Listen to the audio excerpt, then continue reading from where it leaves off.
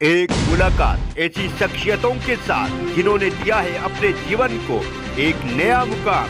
रूबरू कराएंगे ऐसी कुछ हस्तियों के साथ एक खास शख्सियत के साथ मुलाकात जयदेव पटेल के साथ नंबर 1 इंडिया न्यूज पर रात।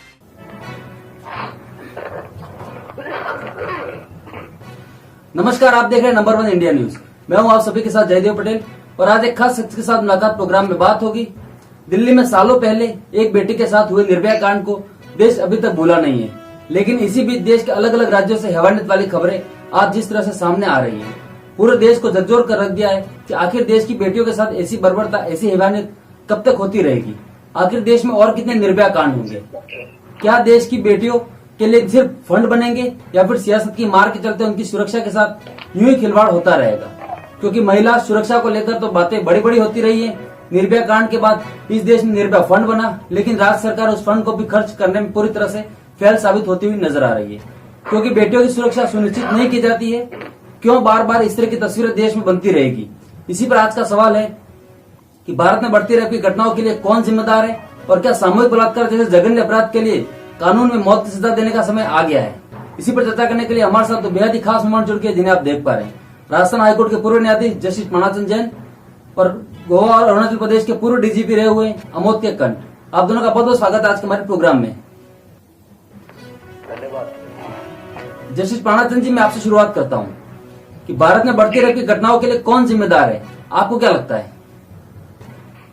देखिएगा, इसके लिए हमें 2-3 बातें जो है इसको समझनी पड़ेंगी कि ये जो भी अपराध हैं वो अपराध क्यों बढ़ते हैं और अपराध की क्या सजा होनी चाहिए। मैं एक प्रसंग बताऊंगा। आज से 125 साल पहले इंग्लैंड में अगर कोई मेड सर्वेंट ब्रेड की चोरी भी कर लेती थी, चम्मच भी चुरा लेती थी, उसको पब्लिक हैंगिंग होती। लेकिन एक बार जब वो पब्लिक हैंगिंग था, इस समय जो है हाउस ऑफ लॉर्ड के सामने ये गया कि आज की क्या क्या घटनाएं हुई। इतना आया कि 67 आदमियों की जेबें कटी।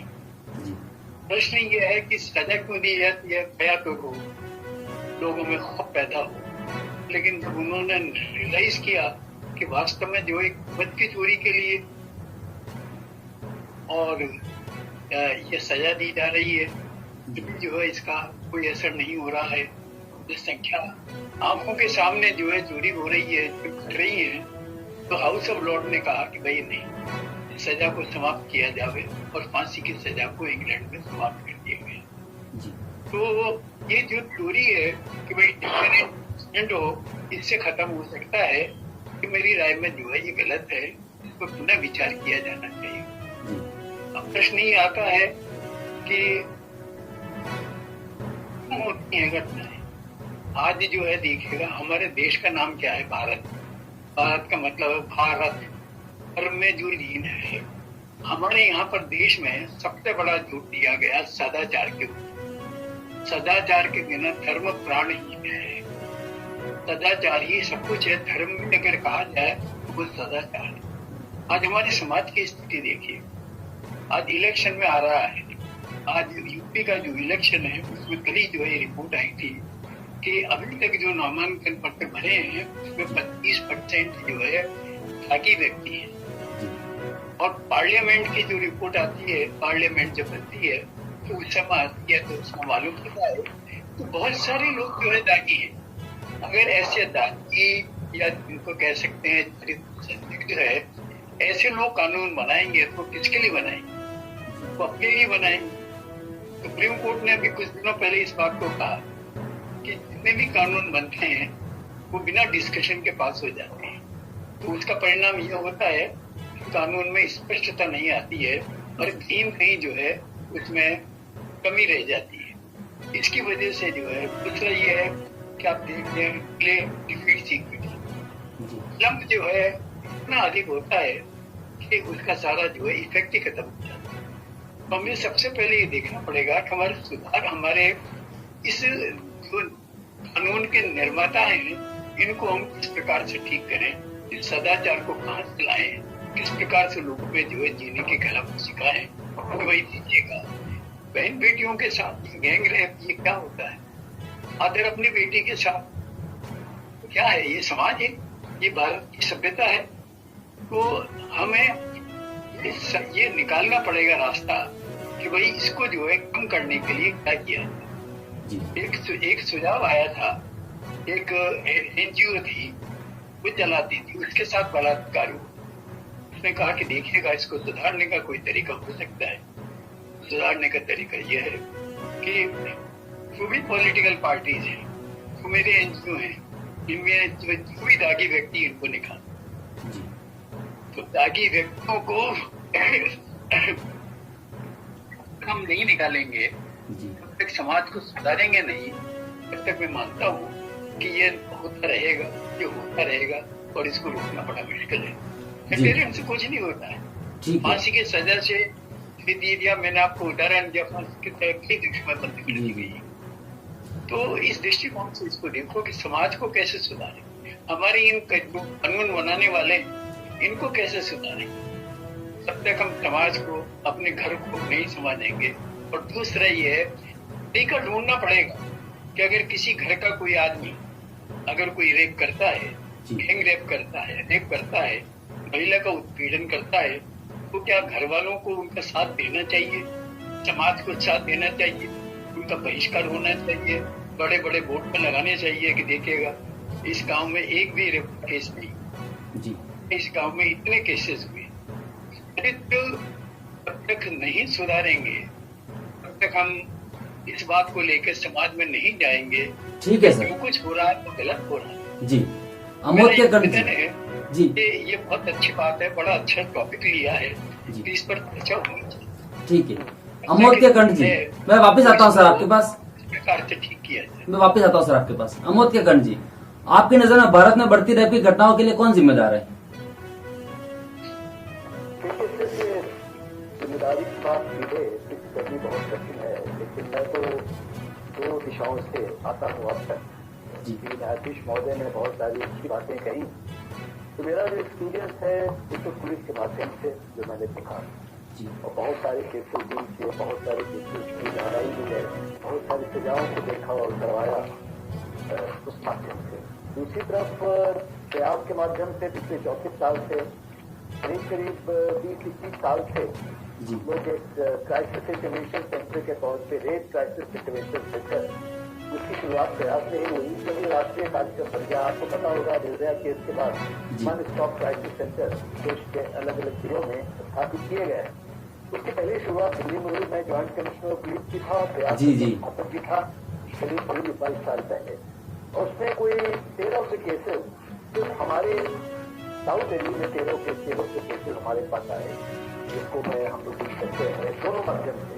और उसमें हम लोगों ने वॉलंटियर ऑर्गेनाइजेशन करीब दिल्ली के 10 जिलों में अलग अलग वॉलंटियर ऑर्गेनाइजेशन थे, तो जितने रेप के केसेस थे उनके पास जाते थे, और प्रयास उसमें एक थी।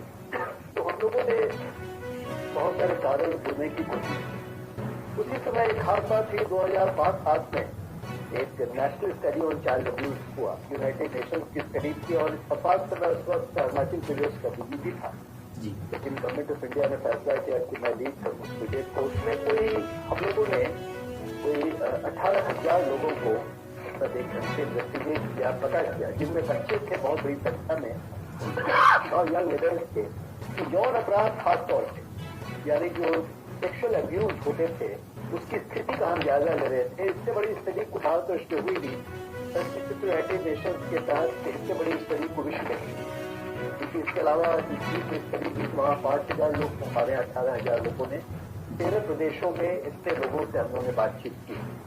और इसमें बड़ी अजीब सी बात थी कि ये पता लगा कि 51% यानी हर दूसरे बच्चे के साथ को यौन अपराध हुआ। बच्चों ने स्वीकार किया, और लड़के हो चाहे लड़कियां हो, दोनों के साथ हुआ, और बहुत बड़ी संख्या में इनमें सेक्सुअल असॉल्ट जो खास ढंग की होती है, ये सेक्सुअल असॉल्ट पाई गई, यानी रेप पाया गया, और बच्चों के साथ बड़ी संख्या में।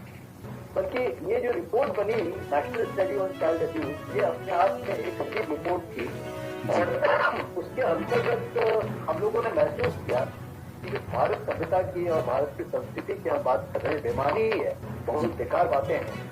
इस देश में बच्चों के साथ यौन अपराध जितने ही होते हैं, शायद ज्यादा होते हैं बनिस्पत बहुत सारे देशों में। ये स्पष्ट हो गया सामने। और उसी के बाद ये पॉक्सो बना। ये पॉक्सो की आप बात कर रहे हैं, protection of children against sexual offences act. जी। ये जो पॉक्सो बना वो national study on child abuse के ही मार्फत, इसी की वजह से सीधे पॉक्सो बना। और हम लोगों ने नए नए जितने भी, उस समय हमारे पास आईपीसी के अंदर जो है एक रेप का था ऑफेंस, रेप को इसके अलावा आउटरेजिंग मॉडेस्टी जो होता है उसका एक ऑफेंस था। अति से कोई ऑब्सीन एक्टिविटीज के बारे में कुछ ऑफेंसेस थे। अब बहुत सारे ऑफेंसेस क्रिएट हुए जो कि पॉक्सो के बाद है, पॉक्सो में आया। और पॉक्सो के बाद ही 2012 में पॉक्सो बना, 2013 में निर्भया कांड हुआ। और निर्भया कांड जिसकी चर्चा हर आदमी करता रहा तब से लेकर आज तक। निर्भया कांड में हम लोगों को मौका मिला, इसके एक तरफ तो पुलिस इन्वेस्टिगेशन कर रही थी, और चूंकि साउथ दिल्ली का क्राइसिस इंटरवेंशन सबके प्रयास के माध्यम से चल रहा था, लिहाजा निर्भया कांड में मौका मिला हम लोग को पार्टिसिपेट करने का, जानने का सारी बातों को, जो तमाम दुनिया में। और निर्भया कांड के तुरंत बाद क्रिमिनल लॉ अमेंडमेंट एक्ट वो बना। और क्रिमिनल लॉ अमेंडमेंट एक्ट के अंदर जितने भी महिलाओं से संबंधित अपराध थे, चाहे वो रेप हो, चाहे आउटरेजिंग मॉडेस्टी हो, या वॉयरिज्म हो, या स्टॉकिंग हो, या किसी नैतिक अपराध में हरासमेंट हो, सेक्सुअल हरासमेंट हो, सब में बड़ा बुनियादी परिवर्तन हुआ। और बुनियादी परिवर्तन के बाद जो उसमें सजा है वो बढ़ती ही चलेगी। और जो न्यायाधीश महोदय भी बातचीत कर रहे थे, उन्होंने ये जरूर कहा कि सजा का कुछ खास मतलब नहीं होता है, लेकिन हम लोगों ने सजाएं दी। और आज आप उठा के देखें कि बच्चों से लेकर के और औरतों तक, लड़कियों तक जो रेप की सजाएं हैं भारतवर्ष में, इससे अधिक सजा बहुत कम जगह होती है। जहाँ पे सेक्सुअल ऑफेंसेस के लिए, रेप के लिए, अगर एग्रीवेटेड सेक्सुअल असॉल्ट होता है किसी के साथ, या बच्चों के साथ 12 वर्ष से कम के बच्चे के साथ होता है, या कोई गैंग रेप होता है, उसके लिए मौत तक की सजा है, लाइफ सेंटेंस, 30 साल की सजा तो आम है। लेकिन इसके बावजूद भी ये समस्या का समाधान नहीं हो रहा है। इसके बावजूद इतने सारे यौन अपराध हो रहे हैं, इसके बावजूद इतने सारे रेप कंटिन्यू हो रहे हैं। तो मैं काफी हद तक सहमत हूँ जो अभी बात कह रहे थे न्यायाधीश महोदय, जो बता रहे थे कि इसके इतने मतलब स्ट्रिंजेंट लॉज के बावजूद, इतने कड़े कानूनों के बावजूद भी इस समस्या में कोई ज्यादा फर्क नहीं आ रहा है।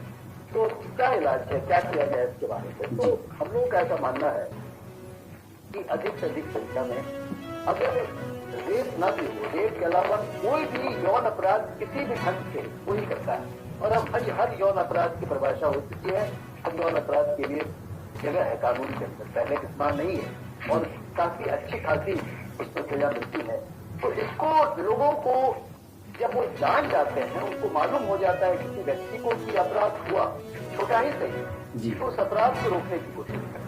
जैसे मैं आपको बताऊं कि ये तमाम कानूनों में एक मैंडेटरी रिपोर्टिंग की बात होती है। मान लीजिए किसी डॉक्टर, किसी सोशल वर्कर, किसी काउंसलर, या परिवार में, या स्कूल में, या कहीं पे भी संस्था में, अगर किसी व्यक्ति को ये मालूम होता है कि फलाने बच्चे के साथ या फलानी महिला के साथ किसी भी ढंग का यौन अपराध हुआ है, तो उनकी ये कानूनी जिम्मेवारी बनती है कि इसकी रिपोर्ट वो पुलिस को करे, यानी इन्वेस्टिगेशन शुरू हो, और इन्वेस्टिगेशन शुरू होगी तो कोई कोई कार्रवाई होगी। तो इसका जो डिफरेंस है, यानी लोगों में जो इसका भय है, वो भय तभी होगा जो बड़े पैमाने पे हर जगह यौन अपराधों को हम मानते हुए, एक्सेप्ट करते हुए, और उसमें हम कानूनी कार्रवाई करें। इसकी बहुत ज्यादा आवश्यकता है कि हम इस लाइन को बढ़े। दूसरी बात जो अभी बताई जा रही थी, बस 2 शब्दों में खत्म करना चाहूंगा मैं, कि क्योंकि हम मान के चलते हैं और हम देखते हैं कम से कम 75% जो यहाँ पे अपराध, यौन अपराध हो रहे हैं, वो या तो परिवार के अंदर होते हैं या आस पास के लोगों से होते हैं, लोग जानते हैं। बल्कि नहीं जानने वालों की संख्या मुश्किल से 5 से 7% होती है। 95% के आसपास संख्या उन लोगों की होती है जो जाने हुए लोग, परिवार के लोग, लेबर्स को। इन तमाम बातों को देखते हुए काफी फर्क आ रहा है, और कोशिश हो रही है। मैं एक और से आपको कहना चाहूंगा कि जैसे पॉक्सो के केसेस हैं, बच्चों के खिलाफ जो यौन अपराध होते हैं, सुप्रीम कोर्ट ऑफ इंडिया ने बहुत ही गहराई से इसको जानने की कोशिश की, और इसमें हस्तक्षेप किया, और मुझे मौका मिला पार्टिसिपेट करने का उनके प्रोसेस में। जैसे अभी देश में कम से कम 1.5 लाख के आसपास पॉक्सो के केसेस, 1.5 लाख केसेस और चल रहे हैं, लेकिन उसमें जो डिस्पोजल हो रहा है उसमें जो सजाएं कन्विक्शन हो रही है वो बहुत कम हो रही है। अभी भी कन्विक्शन रेट मुश्किल से 25% से ज्यादा। ये पूरी की पूरी एक व्यवस्था के लिए ये चुनौती है, ये हर व्यक्ति की चुनौती है और बहुत ही शर्मनाक बात है कि इस तरह के अपराध को हम देखते हैं, मानते हैं, जानते हैं और हम कार्रवाई नहीं करते हैं। जी, ये हर किसी की जिम्मेदारी है। ठीक है सर, वापिस आता हूँ। जस्टिस पानासन जी, जिस तरह से देश के अलग अलग राज्यों से रेप के मामले सामने आ रहे, क्या देश में बढ़ते रेप के मामलों में हमारी न्यायपालिका कमजोर हो गई है? क्यों हम ऐसे वैश्विक दरिंदों को उचित सजा नहीं दे पाते हैं?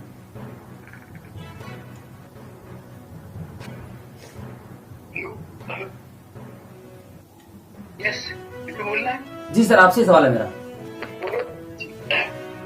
देखिएगा, ये अभी अमूल कांत ने जो है बात कही, बड़ी ठीक बातें कही हैं, बड़ी एक एक्सपीरियंस की बातें हैं और बड़ी गंभीर बातें आपने उठाई हैं। और सारा एक जो है किस तरह से क्रिमिनल जो है हमारा स्ट्रक्चर है वो चलता है, किस प्रकार से ट्रायल होती है, इनमें जो है सुधार की बहुत बड़ी आवश्यकता है। आज अगर मान लीजिएगा देख के ऐसे केसेज आए जिसमें 7 दिन में जो है सजा दे दी, तो उसका इफेक्ट होगा। 10 साल के बाद सजा देंगे तो उसका क्या इफेक्ट होगा? तो ये जो सारी हमारी जो तरीके हैं, क्रिमिनल लॉ के जो तरीके हैं, फास्ट ट्रैक है, सब जगह बनाइए। आपने कुछ जगह बना दिया, कुछ जगह नहीं बनाया, इससे क्या होगा? एक साथ देश में सब जगह होनी चाहिए, टाइम बाउंड प्रोग्राम होना चाहिए रेप के केसेस में और ये अब्यूज के केसेस, सेक्सुअल अब्यूज के केसेस में, बच्चों के साथ मौत के केसेस में। तो ये इनका जो है इस पीरियड में जो है इसको होना चाहिए। एक्सपर्ट जज बनाइए, उनको ट्रेनिंग दीजिएगा, प्रोसिक्यूशन एजेंसी को भी ट्रेनिंग दीजिएगा, क्योंकि प्रोसिक्यूशन एजेंसी तो वही है जो पुरानी है आपके पास। 161 के बाद जो है मेरे यहाँ एक डकैती हुई, मैंने फाइल मंगा के देखी, मैंने कहा भाई मुझे बताओ तो सही आपने क्या कार्रवाई की है। तो मेरा बयान मुझे उसमें मिला। मैंने पूछा भाई मैं तो कभी आपके पास आया ही नहीं, आपने बयान कहाँ से लिख लिया? और उसकी भाषा ऐसी थी तो किसी एक बिना पढ़े लिखे आदमी थी। मैंने कहा इसको सुधारो तो सही भाई। तो ये जो सारी घटनाएं हैं हमें ट्रेनिंग देनी पड़ेगी, जजेस को भी ट्रेनिंग पड़ेगी। देखिए ट्रेनिंग की बहुत आवश्यकता है, ट्रेनिंग इनको भी देनी पड़ेगी, ट्रेनिंग गवाहों को भी देनी पड़ेगी, समाज को भी देनी पड़ेगी, समझाना पड़ेगा कि हमारा कर्तव्य है कि हम सदाचारी बने। हम तो हमारे सामने अगर कोई बात होता है, सूचना मिलती है तो यूनिवर्सिटी बात पे रिपोर्टिंग होना चाहिए। मेरा ये निवेदन है कि ये जो सारी बातें हैं, इन बातों को मिश्रण करके कि हमारे समाज में सुधार किया जाए, सजा के साथ साथ जो है सामाजिक बहिष्कार की बात की जाए। कुछ परिवार में होता है, उस परिवार के साथ क्या किया जाए, परिवार वाले उसको अडॉप्ट कर लेते हैं।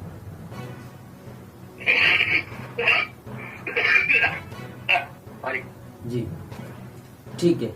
अमोद कांत जी, आपने गोवा और अरुणाचल प्रदेश डीजीपी के साथ साथ कई महत्वपूर्ण पदों पर कार्य किया है। आपको क्या लगता है कड़े कानूनों के बावजूद क्यों नहीं थम रहे भारत में रेप के मामले? देखिए, मैं ऐसा नहीं कहूंगा कि कड़े कानून का असर नहीं हुआ है या किसी भी कानून का असर नहीं हुआ है। आज क्योंकि कानून प्रावधान है इसलिए तो केस हो रहे हैं। जैसे मैं पॉक्सो की चर्चा कर रहा था कि जब ये पॉक्सो आया 2012 में और आज ये 2022 तक साल हो गए जी, और अगर हमारे पास 1.5 लाख केसेस पॉक्सो के हैं देश में, इसका मतलब है कि वो सामने आए, केस रजिस्टर हुआ। वरना उस जमाने में जब 2007 में हमारी रिपोर्ट आई, नेशनल सर्विलेंस इंटेलिजेंस आई, ये पता लगा कि जो उस समय बच्चों के साथ यौन अपराध हो रहे थे या रेप के केसेस हो रहे थे, उन केसेस की रिपोर्टिंग थी ही नहीं। एक रिपोर्टिंग नहीं थी और वो कानून भी नहीं था। तो कानून बनने से तो फर्क आता है, फर्क जरूर आता है। और क्रिमिनल लॉ अमेंडमेंट एक्ट 2013 में निर्भया कांड के बाद जो हुआ, उसके बाद ये बहुत फर्क आ रहा है। और दूसरी बात है कि इस बात को आप समझें कि अगर हमारे सामने केसेस आ रहे हैं, रजिस्टर हो रहे हैं और ये पब्लिक डोमेन में आ रहे हैं, लोग जान रहे हैं उसके बारे में, इसका मतलब ये है ये बहुत नेगेटिव बात नहीं है। ठीक है, एक पत्रकारिता की हैसियत से आप इसको उजागर कर रहे हैं, बहुत अच्छी बात है। सामाजिक चेतना के माध्यम से भी इसको जानना, इसकी चर्चा करना भी अच्छी बात है। लेकिन ये भी अच्छी बात है कि लाखों लाख केस अगर रजिस्टर हो गए आज, जो पहले एकदम नहीं हुआ करते थे, तो ये भी फर्क ला रहा है। क्योंकि आप ये ना समझे आज से 5 साल पहले या 6 साल पहले जो था ही नहीं केस आते हैं, देखिए 2000 के समय के हम लोग ने एक क्राइसिस इंटरवेंशन सेंटर क्रिएट किया था दिल्ली में और पूरे देश में है वो केसेस के लिए। उस समय की चर्चा बहुत हो रही थी, बहुत परेशानियां थी, पुलिस पे बहुत ज्यादा पुलिस से शिकायत थी। जैसा अभी राजेश महोदय ने बताया कि पुलिस को और सभी तर्क के लोगों को ट्रेनिंग की आवश्यकता है, उनको समझने की आवश्यकता है। तो हमारी समझ बढ़ी है, पुलिस में भी फर्क आया है। और पूरे आज अगर सुप्रीम कोर्ट ऑफ इंडिया, मुझे याद है ये पिछले साल की बात है कि सुप्रीम कोर्ट ने एक एक केस के बारे में पता किया। ये जो लाखों केस हैं इसकी एनालिसिस हुई।